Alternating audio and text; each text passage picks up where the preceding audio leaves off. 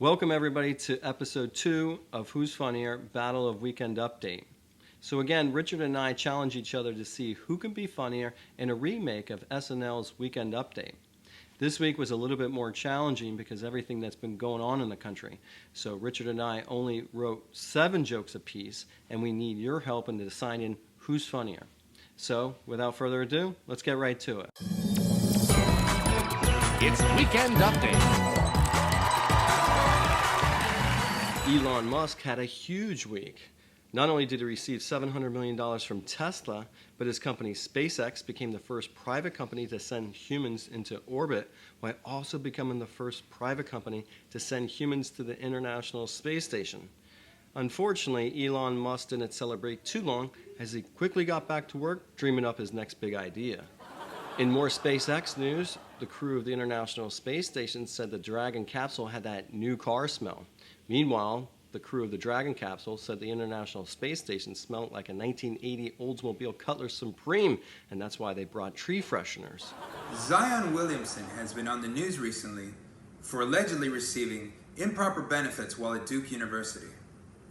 Yes, he may have had a Fabergé egg collection, and yes, he may have had 72 pairs of Yeezys, and while at Duke, he may have stayed in a modest 7-bedroom country home with a 4th bathroom that was always under construction.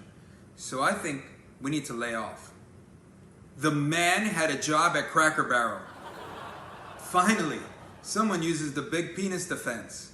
In Florida, 65-year-old Richard Henry Patterson, otherwise known as Dickie Patterson, was accused of murdering his girlfriend.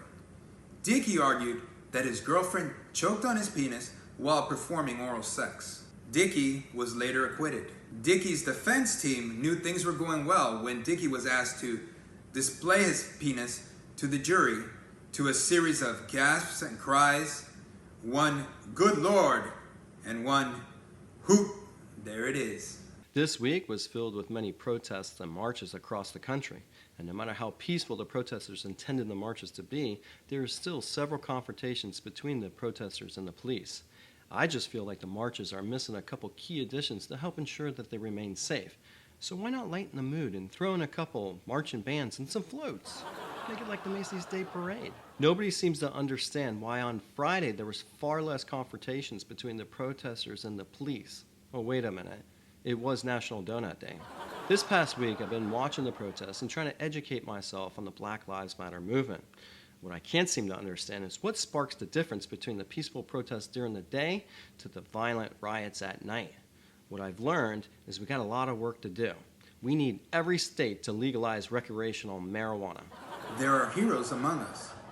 While you might have thought he passed away in the movie Logan, Wolverine is alive and well and fending off looters in New York City. This version of Wolverine is on a bacon-rich diet, and he lost all his anti-aging and healing powers, but he's lumbering around fighting crime as best he can. But it begs the question, how many X-Men are in New York City? Then, in a surprising twist, we found out that this was actually not Wolverine, but instead former NFL coach Rob Ryan, who had actually lost weight after giving up his favorite snack, butter sticks. Earl Thomas was recently on the news after his wife held him at gunpoint after she found him and his brother Seth in an orgy with several beautiful women. This is actually what happened. This is Seth talking to Earl the night of. "Hey Earl, met this girl. She may be the one. She's part of this Eastern European sorority. I need $2,000 for her and $10,000 for her friends. And I want like $500 to get a real nice place. I want a nice place. And you need to be there or else they probably won't show up.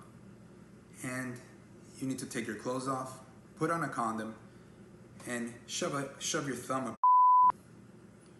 But please, no contact. I respect your marriage. Please, Earl." So there you have it. There was no contact. I think Earl's wife owes him an apology. He was just trying to help his little brother, his less talented and less attractive little brother, find love. This was a love story. Earl, such a romantic. It took the NBA a long time to decide on how to resume their season due to the pandemic. The NBA Board of Governors just couldn't decide on which teams would be invited back to play. I'm sure the selection process went a little something like this. The Los Angeles Lakers, in. The Milwaukee Bucks, in. The Utah Jazz, I don't know. Recently, police in Pembroke Pines, Florida, detained a man for masturbating just outside the window of several of the tenants in the Hawthorne neighborhood of Century Village, which is a community for the elderly. This man was later identified to be Mickey, Rocky Balboa's trainer. Yes, Mickey is still alive. He is well over 100 years old. Amused, police officers asked him what he was doing. And he responded, "Everybody knows that all the hotties are in Hawthorne." And then he was asked if he can actually get an erection and maintain an erection, to which he responded, "Yes, I just look down and I say, 'Get up, you son of a bitch,' because Mickey loves you." So, I wanted to talk a little about Jeff Lowe of Tiger King fame.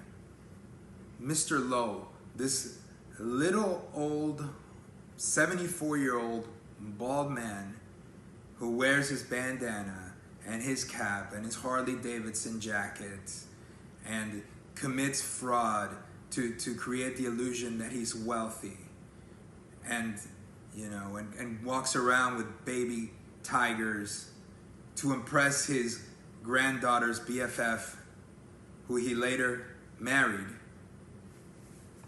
And now this young lady wants to have a baby. And what does Jeff do? He gets her pregnant, and now he's going to give her a baby too. Yes, this girl's amenable to bringing other women to the bedroom, but man, Jeff, man, you're trying so hard. I mean, to maintain this douchebag lifestyle has to be difficult. And now you have a baby on top of that. And then you have to get a nanny. And then you get this nanny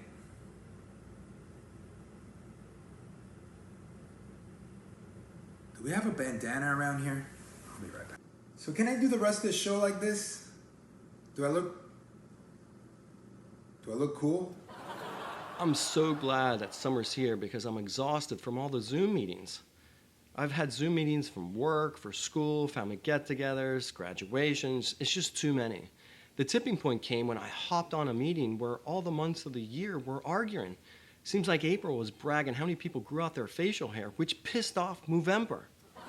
Let's talk about Jake Fromm, the Buffalo Bills' fifth-round quarterback, who played in Georgia.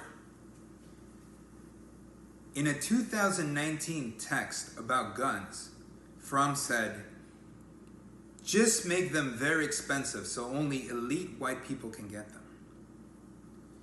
And after everything that's been going on recently, this text came to light, and then Fromm had this to say: "I am extremely sorry that I chose to use the words elite white people. Because what he meant to say in reference to guns was, just make them very expensive so only Birdman, Nicky Jam, and DJ Khaled can get them. We the best gun people." And now Fromm is going to Buffalo, a place with a loyal, hardcore fan base that will more than likely just kneel down to Lord Fromm.